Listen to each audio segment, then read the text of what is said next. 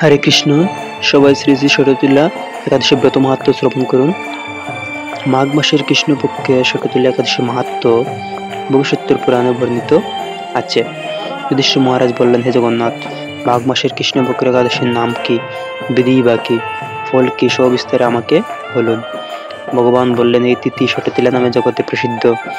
এক সময় দালব্য ঋষি মুনিশ্রেষ্ঠ পুলস্তকে জিজ্ঞাসা করলেন, মর্তলোকে মানুষেরা ব্রহ্ম হত্যা, গোহত্যা, অন্য সম্পদ হরণ আদি পাপকর্মের দ্বারা নরকে গমন করে, যাতে তারা নরক গতি থেকে রক্ষা পায় তা যথাযথভাবে আমাকে উপদেশ করুন।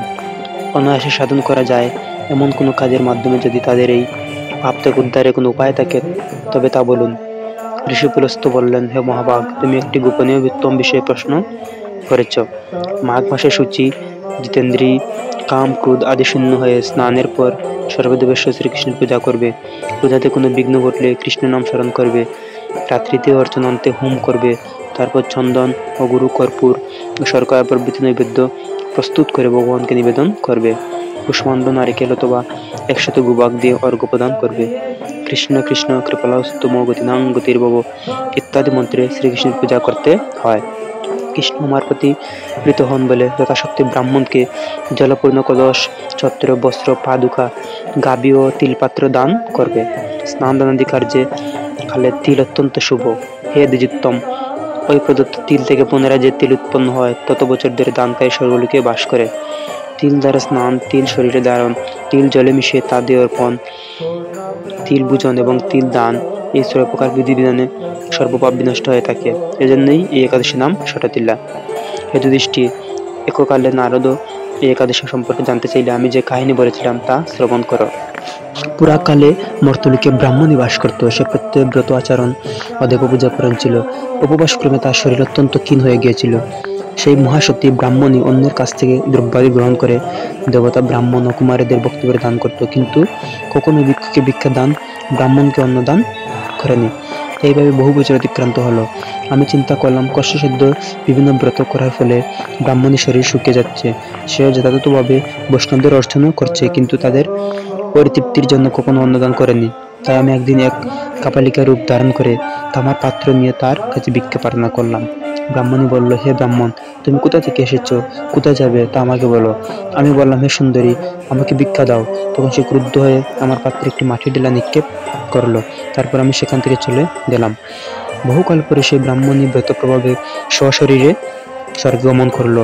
মাটির ডেলার দানের ফলে সে একটি মনোরম গৃহ প্রাপ্ত হলো, কিন্তু হে নারদ, সেখানে দান ও চাল কিছুই ছিল না। গৃহশূন্য দেখে মহাক্রোধে সে আমার কাছে এসে বলল, আমি ব্রত, কৃচ্ছসাধন ও উপবাসের মাধ্যমে নারায়ণের পূজা করেছি। এখন হে জনার্দন, আমার গৃহে কিছুই দেখছি না কেন? আমি বললাম, তুমি নিজে গৃহ দরজা বন্ধ করে বসে থাকো। মর্তলোকের মানবী সশরীরে স্বর্গে এসেছে শুনে দেবপত্নীরা তোমাকে দেখতে আসবে। তুমি দরজা খুলবে না। তুমি তাদের কাছে শরৎতুল্লা ব্রতের পুণ্যফল প্রার্থনা করবে। তারা রাজি হলে দরজা খুলবে। এরপর দেবপত্নীরা সেখানে এসে তার দর্শন প্রার্থনা করল। এক দেবপত্নী তার শরৎতুল্লা ব্রতের পুণ্যফল প্রদানে রাজি হলে ব্রাহ্মণী দিব্য কান্তি বিশিষ্ট হলো ও তার গৃহ ধনধান্যে ভরে গেল। দ্বার উদ্ঘাটন করলে দেবপত্নীরা তাকে দেখে বিস্মিত হলেন। হে নারদ, অতিরিক্ত বিষয় বাসনা করা উচিত নয়। পিত্তস্বাট্যও ও কর্তব্য। নিজের সাধ্যমতো তিল, বস্ত্র ও অন্ন দান করবে। শরৎতুল্লা ব্রতের প্রভাবে দারিদ্র্য, শারীরিক কষ্ট, দুর্ভাগ্য বিনষ্ট হয়। এই বিধি অনুসারে তিল দানে মানুষ অনায়াসে সমস্ত পাপ থেকে মুক্ত হয়। হরে কৃষ্ণ। সুপ্রিয় ভক্তবৃন্দগণ, এই হলো শ্রী শ্রী শরৎতুল্লা একাদশী ব্রত মাহাত্ম্য। তাই আপনারা সবাই শরৎতুল্লা একাদশী ব্রত মাহাত্ম্য শ্রবণ করবেন এবং নিজে পাঠ করবেন, অন্যকেও পাঠ করে শোনাবেন। হরে কৃষ্ণ কৃষ্ণ কৃষ্ণ হরে হরে, রাম রাম রাম হরে হরে।